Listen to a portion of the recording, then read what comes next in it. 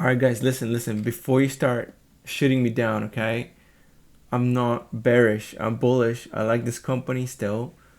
Don't attack me, okay? Don't do it. I have perfectly good reasons why I'm selling Borr Drilling, okay? Even though I'm a bull. I'm not a bear. I'm not a bear, okay? So here's what's happening. All right, here's what's happening. The company's doing well. Uh, they beat even my expectations the previous quarter. Got 14 cents per share. This quarter is probably going to be around like 17 cents per share or something like that, plus or minus 5. Well, plus or minus like 2 or 3, probably. And the next quarter is going to be really good as well. So things are good. Like the company's firing on all cylinders. I'm not complaining. The thesis is bullish. And then if you add it all up, okay, that's about 68 cents per year. That makes it into a $7 stock. I think the stock is a $7 stock. Let's take a look at some numbers to show you how bullish I am, right? Look at this. Revenues. Oh, excuse me. Let me switch over. It's doing good. Okay. Let's see. Operational income. Boom. 96 million. Interest expense in line coming down because they've been paying, like 60 million per on auto payments. We got net income, right? $35 million. That's huge. Shares are overall coming down. They needed some cash in this last quarter, but still.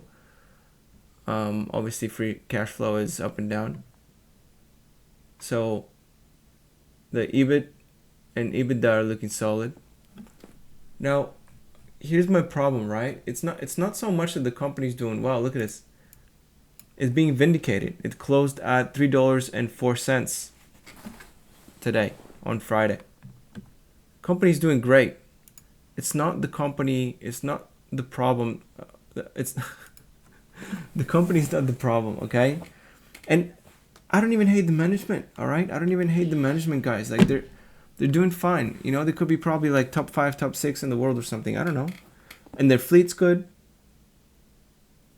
Everything's going good for the company. But here's the thing. Number one, I like to operate in size.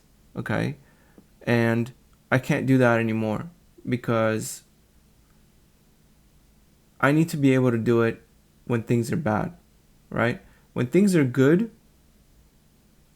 it's time for me to get out. And I know that I'm leaving a lot of money on the table. Okay. I'm probably going to make about, I want to say 10K out of this whole deal. I'm probably leaving about 50, 60K on the table. I've already sold calls. It's over.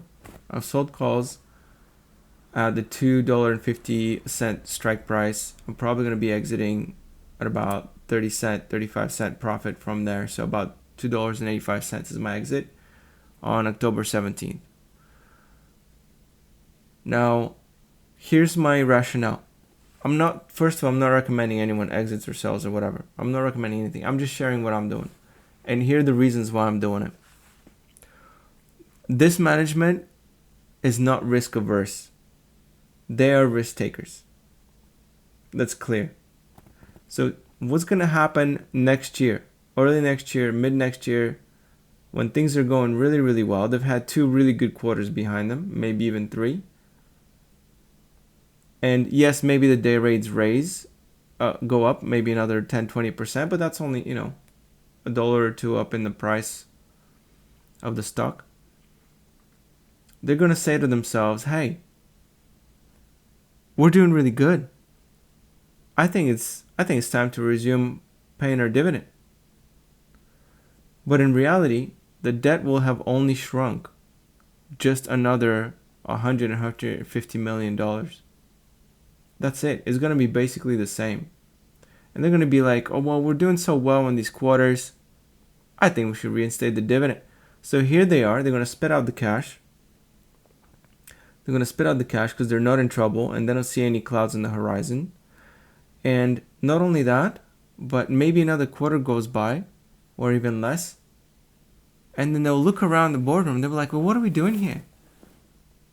What are we getting paid here for? Let's buy another damn rig.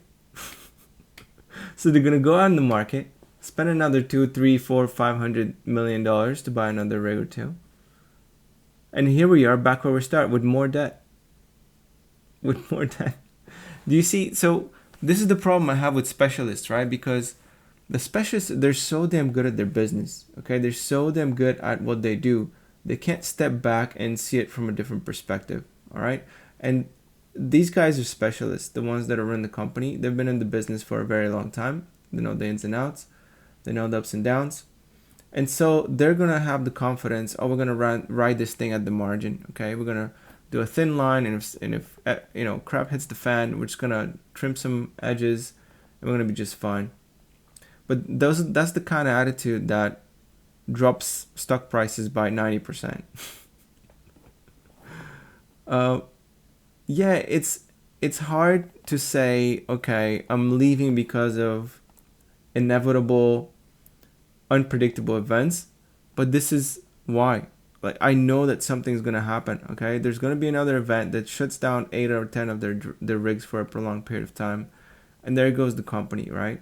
And now in the meantime, they've racked up even more debt, and it's gonna happen. Just watch. With the success of the company, okay, if they do really well, it's even more dangerous to me. For me personally, feel free to stay in the company and make money, because obviously this company is gonna do really well.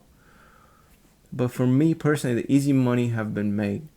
That was the easy money, from $2 to high twos. Actually, I was even buying at 180 or something. That's the easy money for me. When not everyone, but when the stock is in a dumpster, when there are uncertainties on the horizon, when there are unoperated rigs sitting and resting, and the potential is greater than the scary outcome. That's when the easy money is made. Now, even though the hard money is a big multiplier, right? From here to $7 or $8 is a big multiplier. That means quadrupling or quintupling or sextupling of the stock price. I don't have the balls, time, or the risk tolerance to take that ride. Like, if you do, that's fantastic. Part of the reason why people end up investing in offshore is to take those wild risks, right? They're value investors with the heart of a meme stock maniac, right? So it's for them, it's for you guys, right? But I just can't do that. I can't do that. And I know that the management's aggressive, and they're gonna, to them, the debt overhang is not that important. It's not a priority for them to pay it off. They've said already that they're willing to just let it ride on scheduled payments, and that's totally fine. And it doesn't make sense for them to pay the debt off, and that's fine.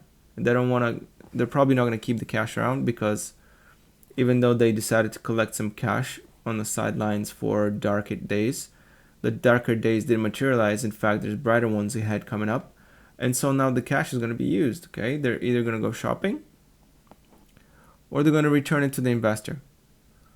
Now, normally, I have no problem with returning money to the investor. I mean, I like dividends. People like dividends. If you're an investor, you want some dividends, right? You want them to pay you back money, and that's fine. Great. Thank you. That's better than the alternative at this point in stage of time, in my opinion. But it's going to leave the company in a weaker financial situation and become even less resilient, especially if they go shopping on top of that. So that's kind of what concerns me, is that they're going to want to ride the company on the edge, and because they're so aggressive, and they're going to put too much risk in the company that I'm not willing to take personally, especially because I operate in size, right? Because I operate in size and I go into the options market, it's not risk adjusted tolerance for me. And for some reason, I don't know if you guys have this problem, but even if I decided, hey, I'm going to leave some stock in the account just in case the scenario to $7-8 materializes, and that's fair. That's actually, it's a good move, but I still actually have some Valaris on a different account, so I'm going to ride that up until, maybe doubles from here or something. But it's a very small amount. It's not like a large amount. I have trouble holding on to stocks. I have trouble holding on to winners for a very long time. You know those people that bought like Apple or Google or Amazon or something in 2001, and they've held it up until now for 25 years or something. How does one do that? I don't understand. I mean, at the first bump or the first double, I'd probably be like, okay, is this really justified? Is this temporary? Can I get back in later? You know, I mean, I ended up trading Apple up and down like this for quite a while. I did make a lot of money out of Apple, but I can't own it at this price. And you have to be willing to do stuff like that if you're gonna ride things up 10,000%. Like, are you able? Honest question, you guys. Like, are you able to hold stocks for a long time like this that are, for 1,000%? What's the biggest winner percentage wise you've had? And how? Most importantly, I want to know, how did you manage to hold it? I can't hold stocks like that for that long. If the pendulum swings the other way in valuation, I'm out, even if it's justified, because I know that the pendulum might swing down again. But it's possible for the company to outgrow that pendulum swing, right? And that's when I get stuck and I'm out of the market, having to look for other opportunities as a generalist, right? Have to look for other opportunities in the market to try to put my money to work. And I might not be wrong. Now I have to restart the whole information gathering process from scratch. So that's the risk I'm taking, I guess. But, it comes for me anyways, personally. It comes with benefits. It comes with pluses and minuses. One of the big benefit is that I become a more well-rounded investor that has more knowledge in other sectors and other types of stocks and other ways of managing companies, etc. But I just can't seem to hold on for winners for very long. Let me know if you're able to do that. What's your secret? What made you? Did you forget the password to your account? Is that what it is? Just too lazy to get in. So, like, let me know how you manage to go through these upswings and hold on to these big winners if you're one of those people. All right, this has been fun. Look, I'm a bull. I'm not a bear, like I said, but I'm out. It's just because the riskiness has increased. It's not so much that, like, I think the company is going to do worse. It's not going to do worse unless there's some really big unexpected event. They might do worse next year, but as of right now, guys, I think I'm out. But yeah, anyway, let me know. Let me know about if you can hold on to winners. That's it for now. Peace.